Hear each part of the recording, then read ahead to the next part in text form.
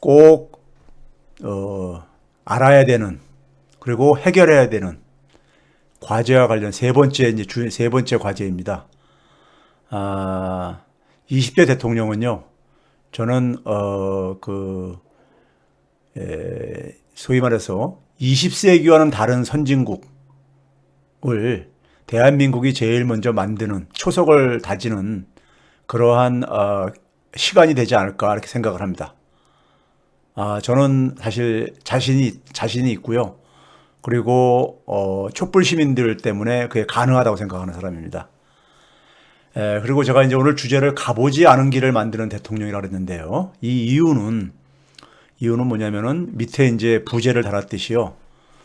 지금 현재 지금 그러니까 우리가 흔히 말하는 선진국이라고 얘기했던 나라들은 더 이상 우리의 롤 모델이 아닙니다. 그들은 20세기에는 롤 모델이었었습니다. 그런데 지금은 더 이상 롤 모델이 아닙니다. 어떤 측면에서 보더라도 롤 모델은 저는 아니라고 생각합니다. 그런 점에서 21세기의 선진국은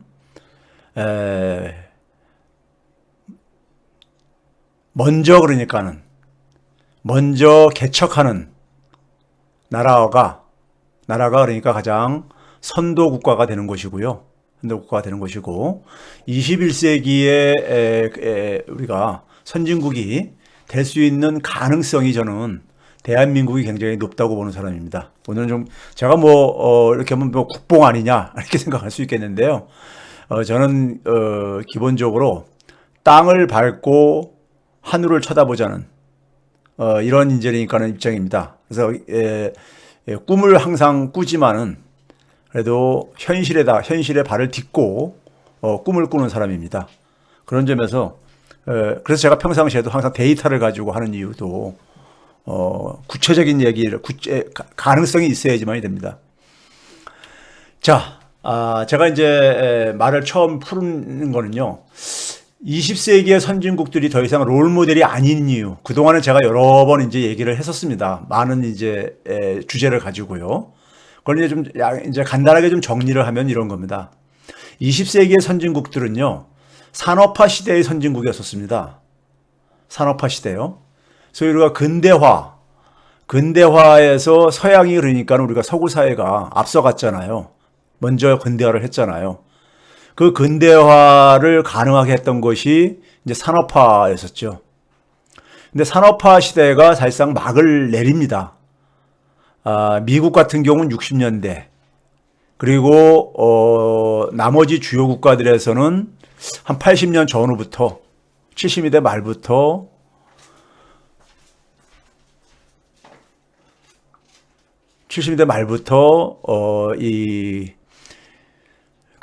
산업화가 사실은 막을 내리기 시작합니다.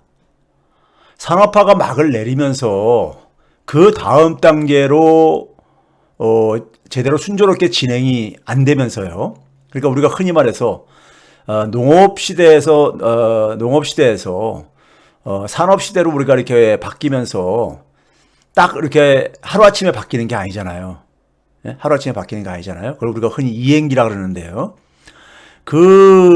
새로운 시대로 이행을 못하는 시기에 대개 나타나는 하나의 현상이 19세기 말 20세기 초에도 그랬듯이 이 금융화입니다.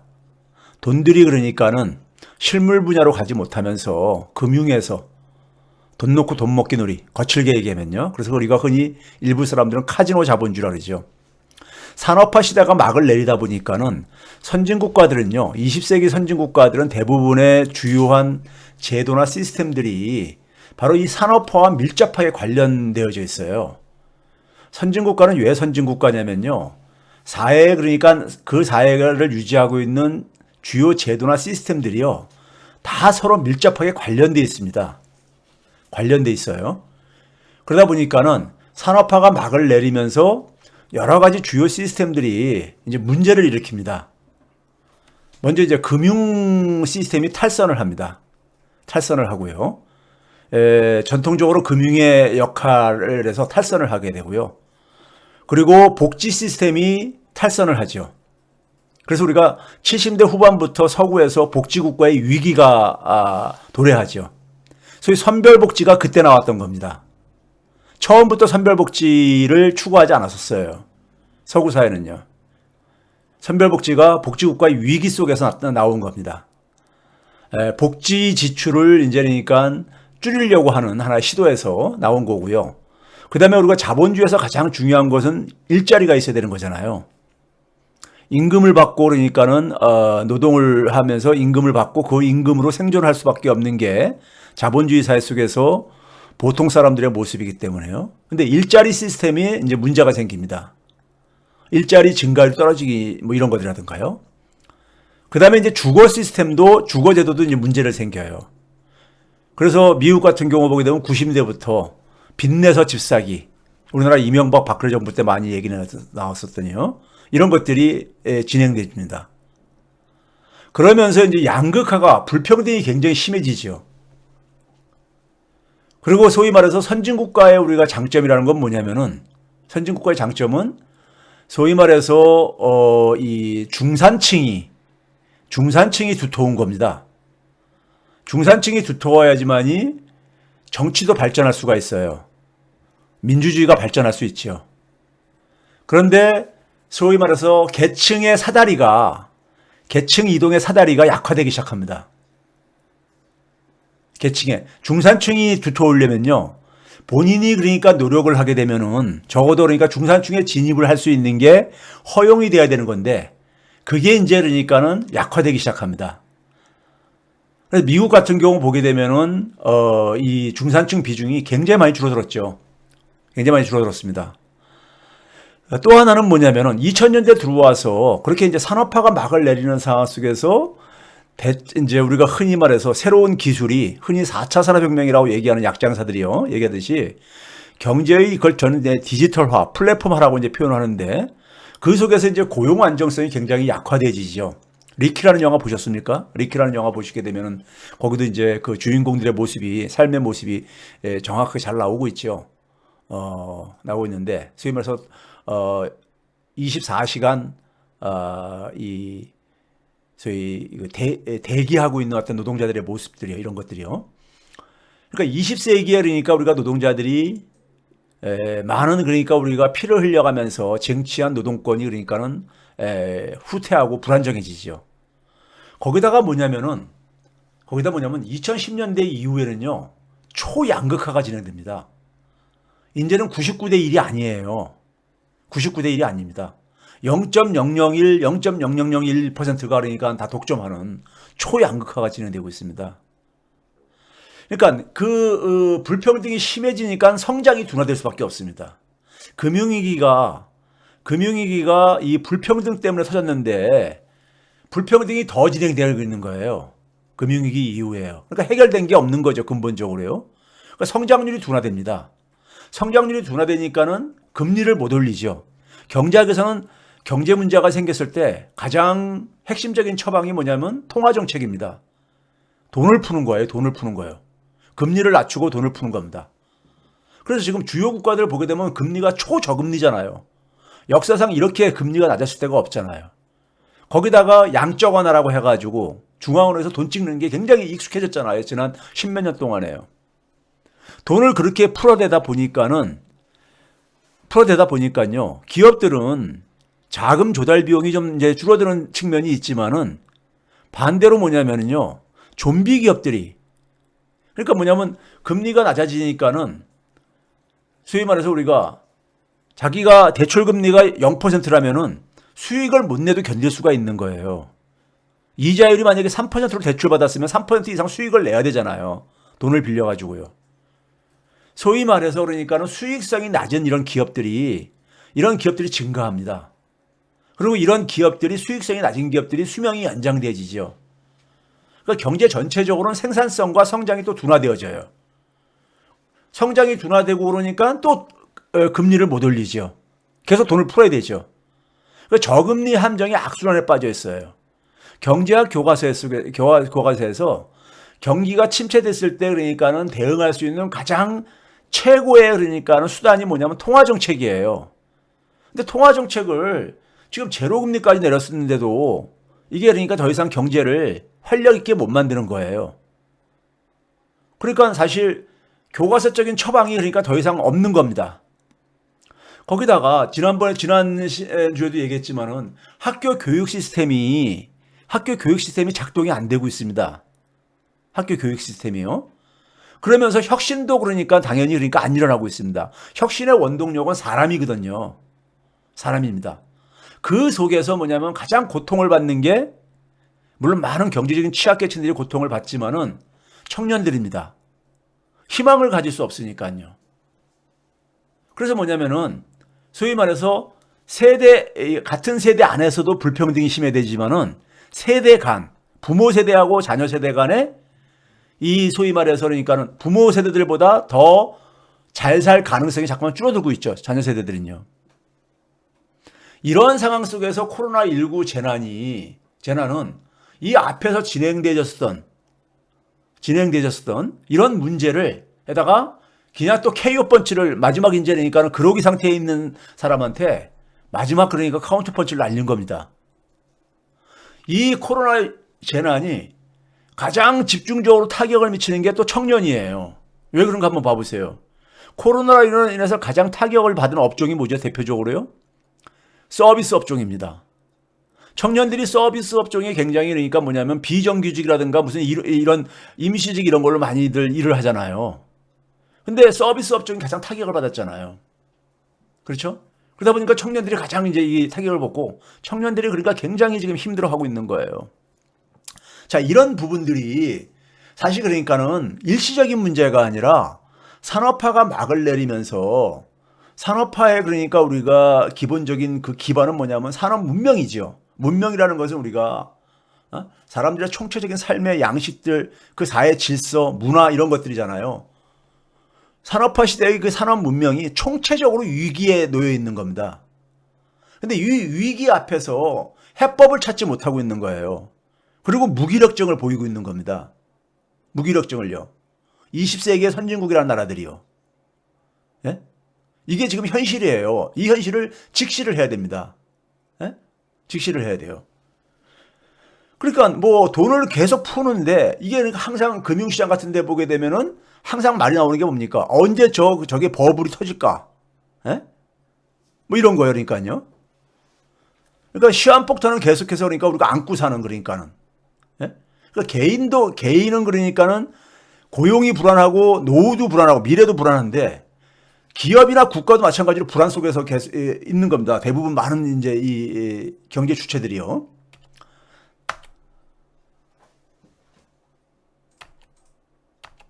자, 이게 이제 예를 들면요. 이게 그겁니다. 그러니까 2차 세계대전이 끝날 무렵만 하더라도요. 미국의 그러니까는 자녀들은요. 부모보다 부유하게 살 확률이 90% 정도 됐었습니다. 근데 이게 쭉 떨어지다가 60년대 말이 소위 말해서 산업화가 막을 내리는 시기에는 한 60%까지 떨어졌죠. 지금은 이제 50% 선이 붕괴되고 있습니다. 그러니까 부모보다 그러니까 자녀들이 선진국가에서는 더 교육도 많이 받고 그랬으니까 더 잘 사는 게 당연한 거잖아요. 근데 한 절반 이상이 그러니까는 부모보다 잘 살 가능성이 낮다는 얘기입니다. 낮다는 얘기예요. 자, 산업 문명에서 우리가 제가 잠깐 좀 먼저 좀 근본적인 좀 얘기를 좀 짚고 넘어가야 되겠는데요. 우리 이제 21세기의 선진국은 20세기와 다른 선진국이라고 한다면은 그 근본을 좀 이제 우리가 이해를 해야 됩니다. 근본적인 문제를요. 산업 문명은 기본적으로 중심주의 세계관에 기초한 사회와 문화입니다. 중심주의 세계관이란 건 뭐냐면요. 우리가 서양에 있어서 산업화 시대는 흑사평이 터지면서 르네상스 시대가 열리게 되고, 르네상스 시대는 그러니까는 신중심 사회 속에서 인간 중심 사회로 우리가 넘어간 이런 걸로 얘기를 하잖아요. 그러니까 신에서 인간 중심으로 넘어갔지만은 여전히 뭐냐면 인간 대 자연의 관계 속에서 인간 중심인 거죠. 인간을 중심에 놓고 있는 이런 거죠. 자연은 그러니까 이용 대상, 착취 대상으로 이렇게 설정하고 있고요. 그리고 서양 사람들, 서양의 중심이죠. 동양이라든가 저쪽 그러니까 아프리카라든가 이런 나라들은 그러니까는 열등한 하나의 이런 사회, 국가로 이렇게 취급을 하고 서양 중심. 그렇죠? 거기다 뭐냐면은 자민족 중심이죠. 자민족 중심이요. 그렇죠? 자기 민족 중심. 이게 왜 그러냐면요. 산업화 시대 때 그러니까 우리가 이때부터 근대 국가가 이제 우리가 서양에서 출발을 하지요. 근대 국가는 우리가 민족 국가라고 우리가 흔히 얘기합니다. 민족 국가라고요. 네이션 스테이트라고 하죠. 민족 국가는 기본적으로 민족주의에 기반을 한 거잖아요. 근데 민족주의라는 것은 기본적으로 자기 민족이 가장 우월하다는 이런 이 함정에 빠질 수 있는 하나의 이데올로기입니다. 그러다 보니까 자민족 중심주의, 자기 민족이 가장 가다, 게르만 민족이 가장 가다라든가 뭐 이런 식의 그러니까 얘기니까요. 자기 민족 중심주의 속에서 그게 결국 뭡니까요? 다른 민족에 대해서 그러니까 다른 민족은 그러니까 지배해도 괜찮은 대상으로 이게 이제 패권 축으로 나가게 되는 거죠. 그래서 19세기, 20세기에 그러니까 많은 전쟁이 근대 시대에 많은 국가들 간의 전쟁이 일어나게 된 이유도 바로 이 중심주의 세계관 때문에 그런 겁니다. 중심주의 세계관이요.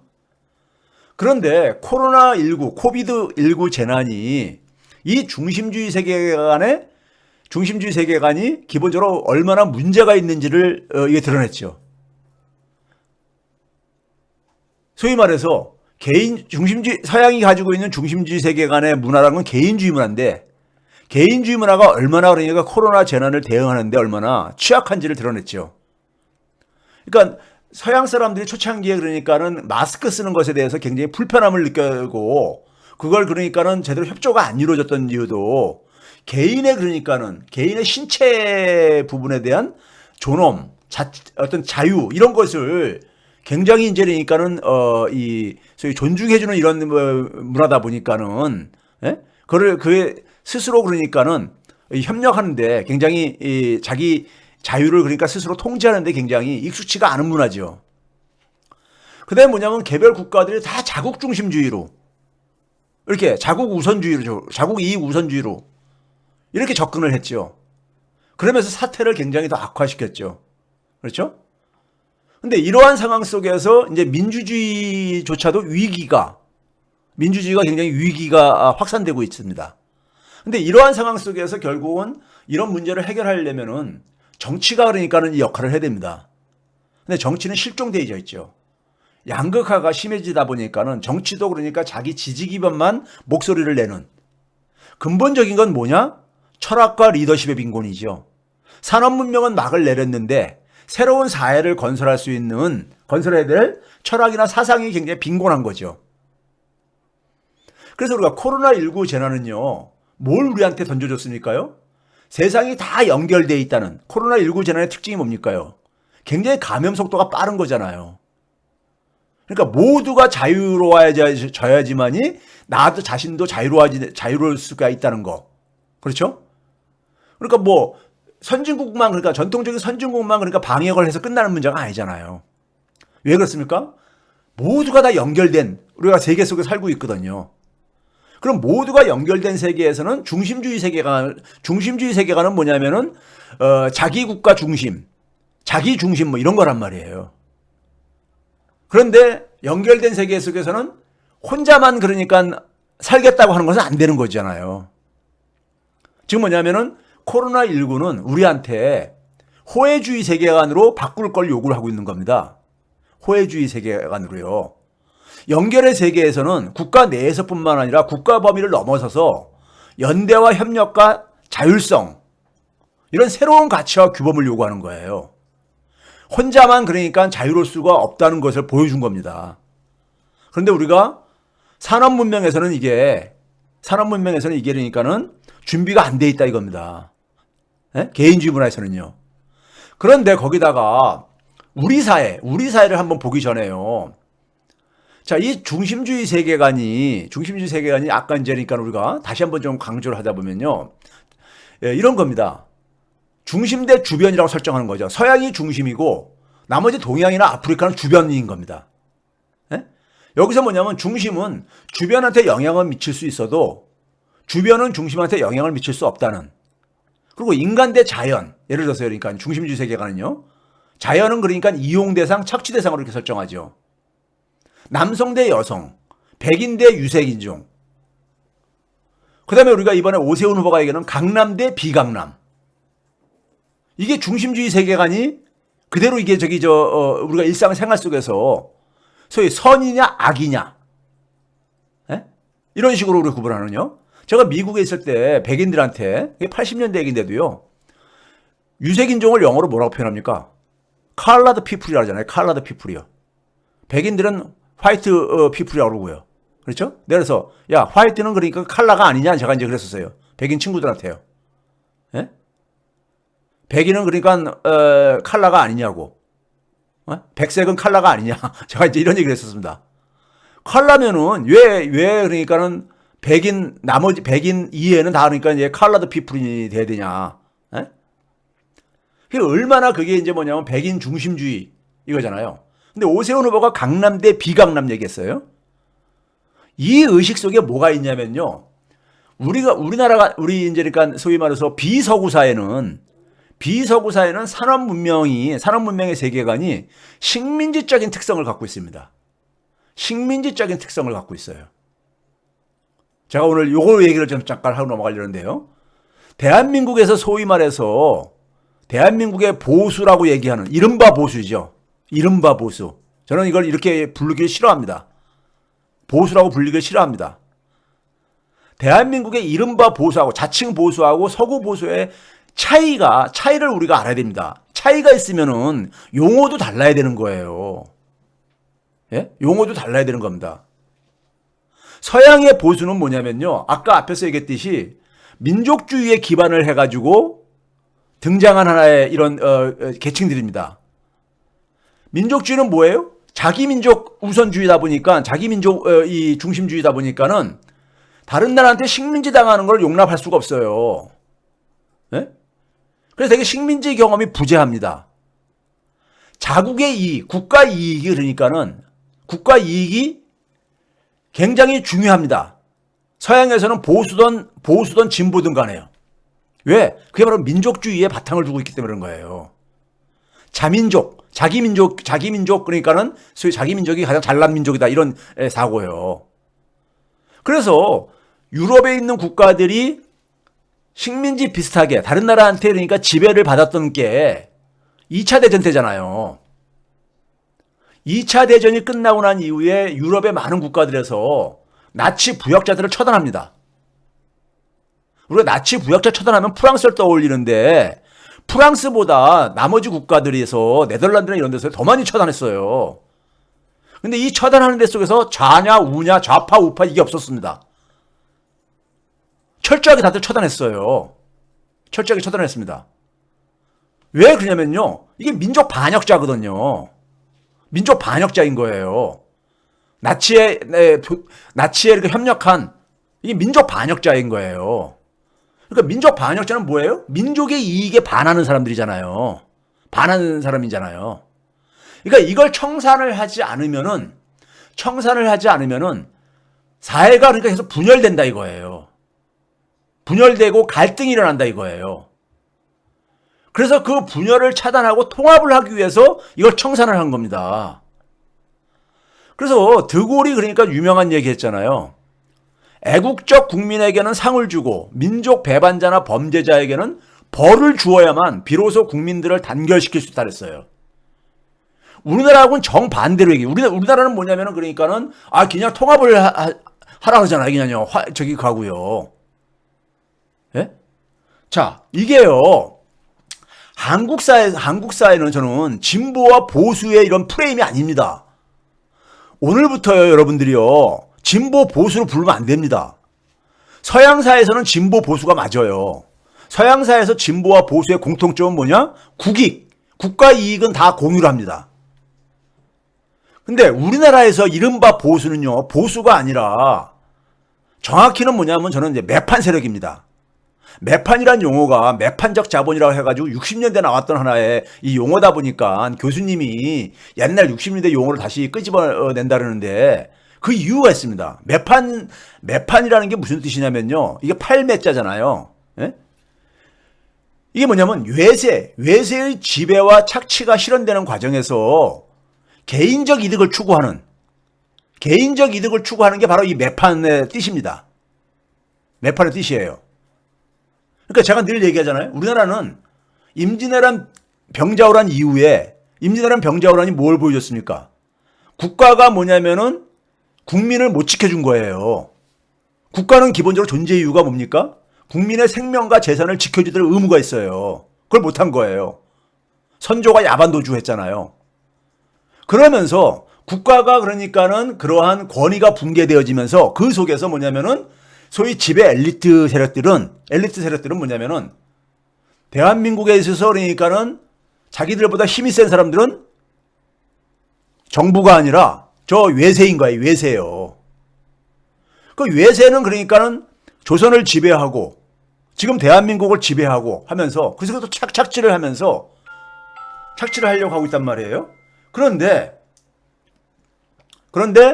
그 착취하는 과정 속에서 거기서 이제 그러니까 우리가 기생을 해가지고 자기 이제 그러니까 이득을 개인적인 이득을 추구하는 그러니까 매판 세력이죠. 오늘날 이게 어떻게 나타나고 있습니까? 국가의 공적인 공공자원을 개인의 이득 추구에 하려고 하는 이득 추구에 하려고 하는 게 우리나라 지금 지배층들에 보게 되면은 아주 비일비재하잖아요. 이번에 LH 같은 경우도 위에 사실 주요 공직자들이라든가 그 다음에 무슨 뭐 정치인이라든가 이런 사람들이 지배 엘리트들이 이런 짓을 그동안 쭉 해왔어요. 여러분 지난번에 우리가 MBC 스트레이트인가요? 거기서 우리가 보도 나온 거 있잖아요. 2014년도에 소위 박근혜 정부 때니까 부동산 3법을 통과시키기 전에 당시에 그러니까는 국회의원들 특히 지금 국힘당 의원들이 국힘당 의원들이 그러니까는 소위 말해서 이 그 투기를 한 거 미리 그러니까 이 저기 뭡니까 재개발 아파트들 같은 경우 미리 매수를 한다든가 이런 식으로 해가지고 그래서 박덕흠 의원 같은 경우 73억 원이나 그러니까는 이 저기 뭐 이득을 본 거 주호영 의원 같은 경우도 뭐 23억 원 뭐 그랬다 이런 게 나오고 그랬었잖아요.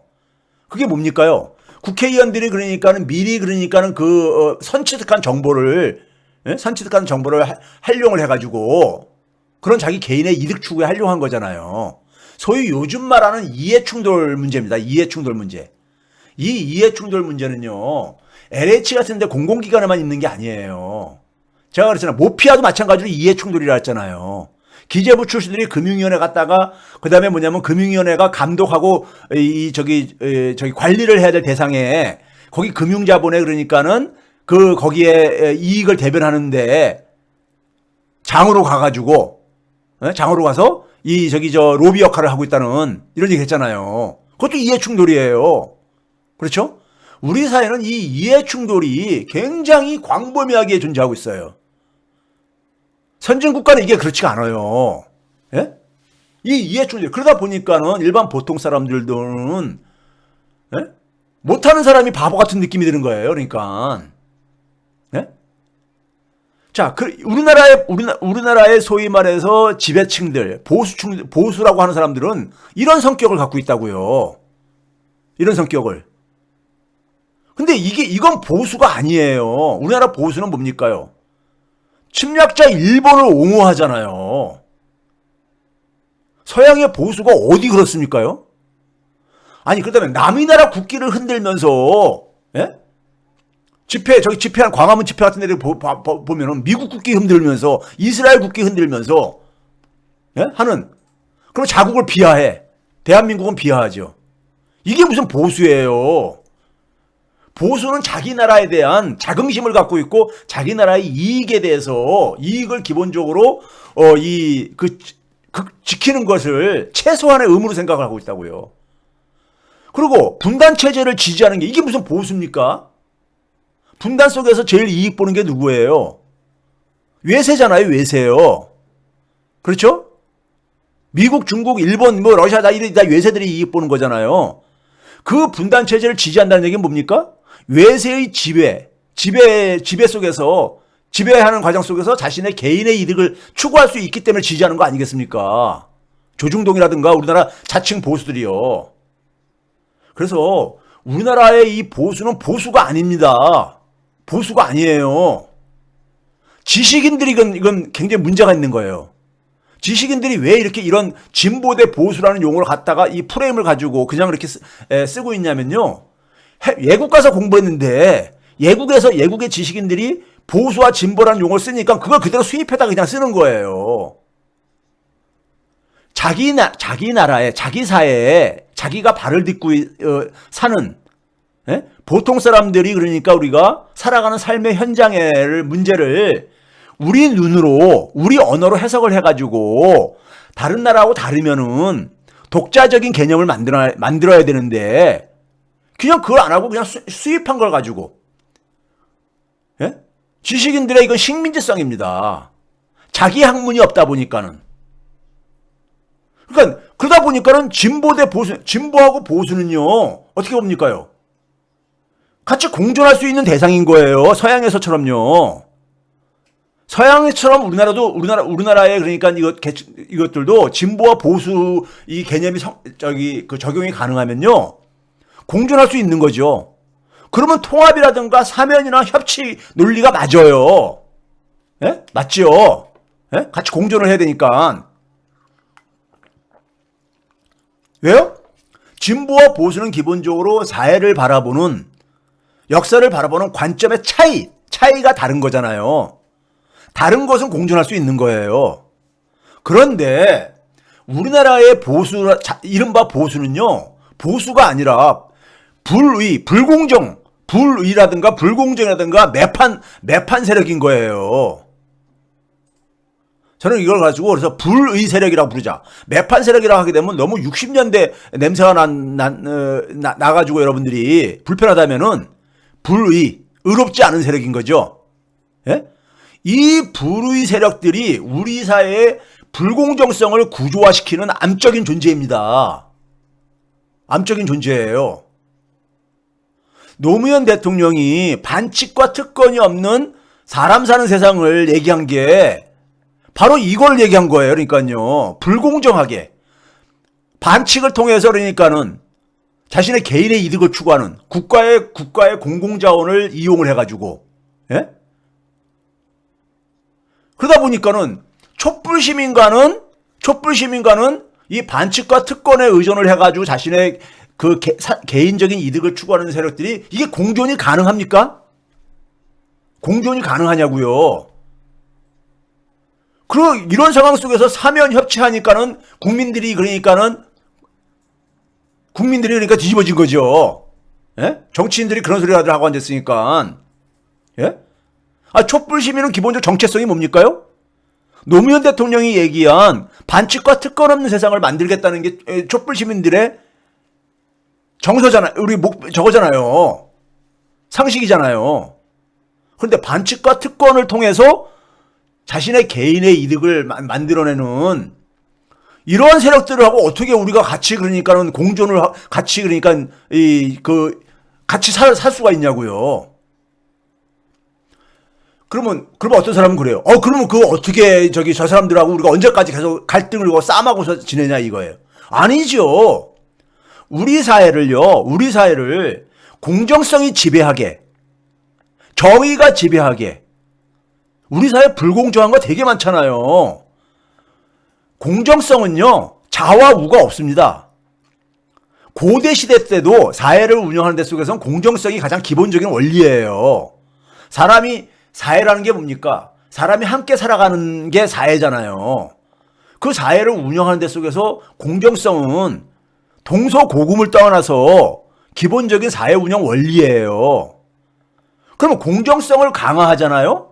공정성을 강화하게 되면은 반칙과 특권에 의존을 해가지고 개인적인 이득을 추구하는 사람은 설당이 없어져 버립니다.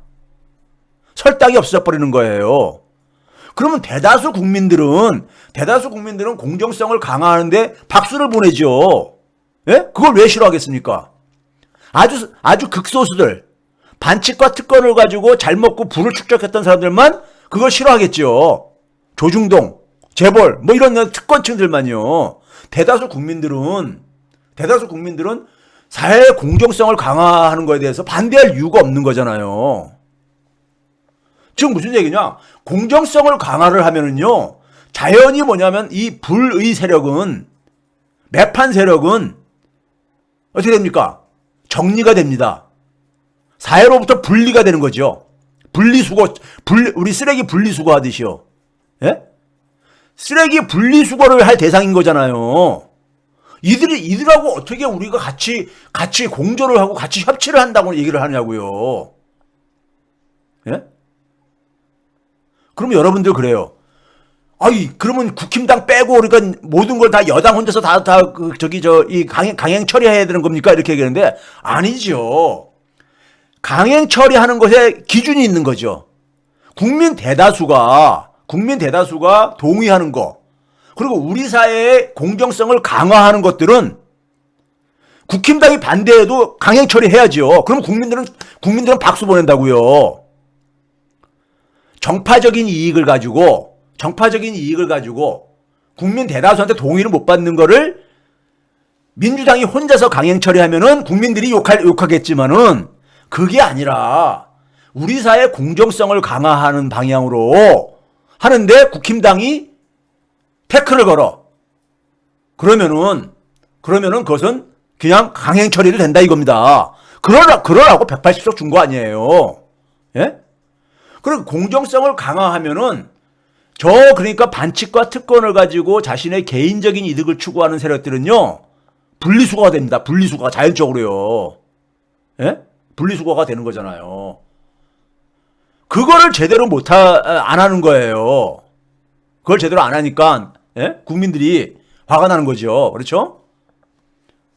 자, 그런 점에서 오늘부로 우리는 더 이상 대한민국의 이 매판 세력을 가지고 우리가 더 이상 보수라고 부르지 맙시다.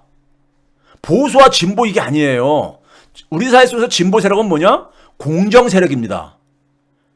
예? 정의를 표현하면 또 니네만 정의냐, 니네가 하는 것만 이러니까 그냥 공정 세력과 그 다음에 불의 세력입니다. 불의. 의롭지 않은. 예? 이렇게 우리가 저는 불렀으면 좋겠어요. 전 보수가 아니에요. 예? 보수가 아닙니다. 서양의 보수는 뭐냐? 국가 이익을 가장 우선시해요. 좌나 우나 다 똑같이. 예? 그러다 보니까 자연히 뭐냐면은 타협이 가능하죠. 통합이 가능하죠. 그런데 민족 반역자는 통합 대상이 아닌 거예요. 예? 왜? 그럼 좌나 우나 다 같이 그러니까 그것은 청산 대상으로 생각하거든요. 예? 그런 점에서 우리 오늘부터는 더 이상 보수라고 부르지 맙시다. 더 이상 우리 진보 보수 이런 프레임을 쓰지 말자고요. 이건 지식인들이 굉장히 나태해서 생긴 문제예요. 나태해서 생깁니다. 예? 자, 그 다음에요. 시간이 꽤 갔네요. 그래서 저는 오세훈 후보가 가지고 있는 의식, 강남 대 비강남, 이게 바로 뭐예요? 비강남은 우리 흔히 그 사람들이 가끔가다 자기들끼리 사석에서는 그런 얘기 많이 합니다. 실수로 해가지고 일반 사람들 이게 공개되는 거 있잖아요. 소위 일반 보통 사람들은 개돼지 취급하는 그런 의식이 바로 강남 대 비강남 이 속에 묻어나오는 거예요. 예? 그러니까는 뭐였습니까? 오세훈 후보가 오늘도 그러니까 용산 참사 가지고 용산 참사 2009년도에 있었던 용산 참사 있었잖아요. 예? 용산 참사 있었잖아요. 용산 참사 가지고 뭐라고 했습니까요? 임차인들이 이 세입자들이 폭력적인 저항을 한 것이 용산 참사의 본질이다.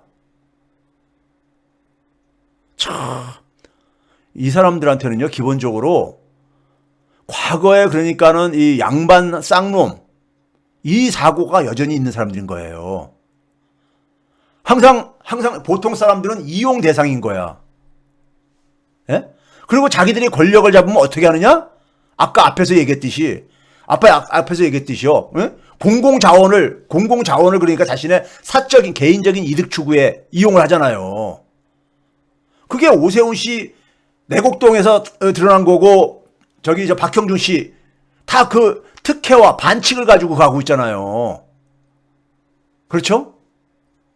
이게 무슨 보수입니까? 서양의 보수들은 적어도 뭐냐면은 소위 말해서 국민의 의무, 국가가 제대로 존속하는 게 서양 보수의 기본적인 저겁니다. 국가가 제대로 그러니까 존속하려면은 국민도 자기 역할을 해야 돼요. 서양의 보수적인 국민들은요, 국민의 소위 4대 의무. 4대 의무 뭐죠? 납세 의무, 병역 의무, 뭐 이런 것들 있잖아요. 이거 철저해, 의식이요. 그래서 미국 대통령 선거에서도 저기 탈세라든가 이거 하게 되면은 그냥 나가야 되잖아요. 예? 그렇죠? 이런 게 보수인 거예요. 근데 우리나라 보수는 그게 아니잖아요. 일본 옹호하고, 예? 성조기 흔들고, 소위 심지어 이스라엘 국기도 흔들고, 예? 뭐 이런 게, 이게 무슨 보수예요. 이거 보수가 아닙니다. 자, 그래서 그런 점에서 우리나라의 보수는요, 이게 소위 매판성을 갖고 있습니다. 매판성이요. 매판성을 갖고 있어요. 그래서 이거는 보수라고 부르면 안 됩니다. 더 이상 보수라고 부르는 걸 저는 반대를 하고요. 자, 그 다음에 이제 우리가 이제 21세기에 대한민국이 20세기와는 다른 선진국이 될 수 있는 첫 번째 나라다는 것을 제가 이제 좀 얘기를 하겠는데요. 다음 대통령이 해야 될 거는 두 가지입니다. 위기 관리 역량을, 그러니까 우리가 위기 관리를 할 줄 알아야 되고요. 그다음에 위기가 터지더라도 빨리 회복할 수 있는, 그렇죠? 그리고 뭐냐면 새로운 시대를 열어야 되는 겁니다. 새로운 시대를요. 그러니까 예를 들어서 위기 관리 같은 경우는 뭐냐면요, 대외적인 충격 같은 경우는 뭐냐면 금융시장의 변동성, 우리가 기후변화 문제로 인해 가지고 금융위기가 올 수 있다는 걸 그린 소환이라고 한다고 제가 표현했었죠. 뭐 이런 것에 대해서 우리가 그러니까는 이거 만약에 기후위기가 왔을 때 이건 우리나라 혼자 힘으로 막을 수가 있는 거 아니잖아요. 예? 이런 걸로 금융위기가 왔을 때 거기다 우리가 쓰면서 이 방어할 수 있는 역량, 제가 그래서 화폐 주권을 얘기를 한 겁니다. 그다음 미중 갈등, 신냉전으로 발전하는 걸 막아야 되죠. 더군다나 우리는 중국 옆에 있는 나라로서요. 이것도 대비를 해야 되는 것이고요. 이게 대외적인, 그러니까 위기 관리의 하나 예들이라면요, 내부적으로 그러니까 우리가 위기 관리해야 될 것은 가계부채하고 부동산 시장 경착륙 문제입니다. 제가 볼 때는요. 이거는 제가 한 10년 전부터 한국판 양적 완화를 제가 얘기했기 때문에 이거는 그러니까 대비할 수 있어요. 이거는 해결할 수 있습니다. 그 다음에 이제 우리가 오늘 제가 이제 초점 맞추고 싶은 것은 앞에서 얘기했듯이 20세기의 선진국들의 패러다임이 수명이 소진됐습니다. 그러면 더 이상 그들이 롤모델이 아니기 때문에, 롤모델이 아니라면은 우리 스스로 그러니까는 새로운 길을 개척을 해야 되는 겁니다. 그렇죠? 그걸 대한민국이 주도할 수 있다고 저는 봐요.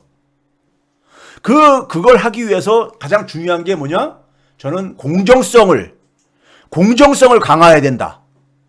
지금 문재인 정권 남은 1년 속에 공정성을 더 강화하고요. 이번에 이제 그러니까 LH 사태 대비책에서도 많이 나왔지만은 공정성을 강화를 통해 가지고 양극화를 해소하고 공정성을 강화하면요, 양극화를 굉장히 해소할 수 있습니다. 뒤에서 제가 이제 소개하겠지만요. 그리고 공정성을 강화하게 되면 자연적으로 사회가 통합됩니다. 자연적으로 사회가 통합되어져요. 그리고 공정성 강화를 통해서 혁신도 활성화시킬 수가 있어요. 혁신이 활성화돼야지만이 미래가 열립니다. 미래가 열려요. 혁신을 활성화시키고 미래를 열어야지만이 그 새로운 경제 세력들, 새로운 산업 세력들이 민주진영의 지지층이 됩니다. 그래야지만이 민주진영이 장기 집권할 수 있는 거예요. 예? 경제적 취약계층이나 노동계의 지원만이 아니라 소위 말해서 산업계, 경제계의 지지도 받는데 새로운 경제 세력들, 이 혁신을 활성화시켜서 만들어진 새로운 경제 세력들을 자기들을 그러니까는 만든 정권을 지지할 수밖에 없잖아요. 스웨덴이 장기 집권이 이렇게 해서 했던 겁니다. 민주진영이 장기 집권해야지만이 남북 간의 연결과 협력을 항구화시킬 수 있습니다. 제도화시킬 수 있어요. 그래야지만이 소위 동아시아 신냉전을 우리가 그러니까 풀어갈 수가 있습니다. 풀어갈 수가 있어요. 자, 그걸 이제 우리가 하나를 보는데, 우리나라 같은 경우도 지금 보면요, 우리나라 보게 되면은 지금 이 밑에 이제 녹색으로 이렇게 그린 색깔로 박스한 게 뭐냐면요, 간단하게 얘기하면은 자녀 세대가 부모 세대보다 더 기회가 많겠느냐, 잘 살 기회가 많겠느냐 하는데 부정적으로 보는 사람들 비율입니다. 근데 박근혜 정부 시기에 이미 그러니까 한 43%가, 예? 우리 자녀 세대들이 아까 미국을 보였듯이요.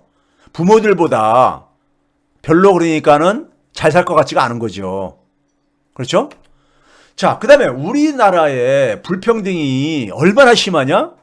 이게 특히 뭐냐면은 부동산 불평등, 토지 불평등이죠. 자산 불평등이요. 1%가, 세대 1%가 전체 토지의 30% 소유하고 있습니다. 한 40%는 땅 한 평 안 갖고 있어요. 전체 10%가, 상위 10%가 전체 한 70% 가깝게 소유하고 있어요. 불로소득이 한 350조가 넘습니다. 예? 우리나라 한 2천조 중에서 보게 되면은 한 17% 정도가 그러니까 GDP에 불로소득으로. 그러니까 불평등이 갈수록 심해지죠. 그래서 이 토지 불평등, 이거 해결해야 되는 겁니다. 해결해야 되는 거예요. 이거 해결하지 않는 상에는 양극화 해결 어렵죠. 이거 해결 못하면요, 집값 안정 안 되죠. 이거 해결 안 되면요, 부동산 투기 해결 안 되지고요. 그렇죠? 자, 그 다음에 이게 뭐냐면요, 국제결제은행에서 우리가 소위 말해서 이제 금융위기가 일어날 가능성을 얘기할 때 이게 뭐냐면 분모가 GDP고요. 분자가 뭐냐면 신용이라는 게 뭐냐면 대출금이라고 생각하면 됩니다. 대출액이요. 가계와 기업이 그러니까 얼마나 돈을 많이 대출을 했느냐. GDP 대비해서요. 이걸 장기 평균으로 해가지고 그것보다 10%가 넘으면은 소위 경보 단계, 위험한 상황이라고 얘기하는 겁니다. 근데 이게 지난해 3분기 것까지 발표를 했는데 거의 17%에 지금 육박하고 있습니다. 17%에. 이 17%가 우리나라 과거에 그러니까 경제 위기 때나 금융위기 때보다도 높은 수치예요. 높은 수치입니다. 그런 점에서 우리 경제가 굉장히 지금, 예? 이 소위 말해서 금융위기라든가 이 신용 문제가, 소위 대출 문제가, 부채 문제가 우리 경제의 하나의 우리가 지금 현 상황이 별로 좋지 않은 상황이다. 이제 알아야 된다 이거죠. 차기 정부는요.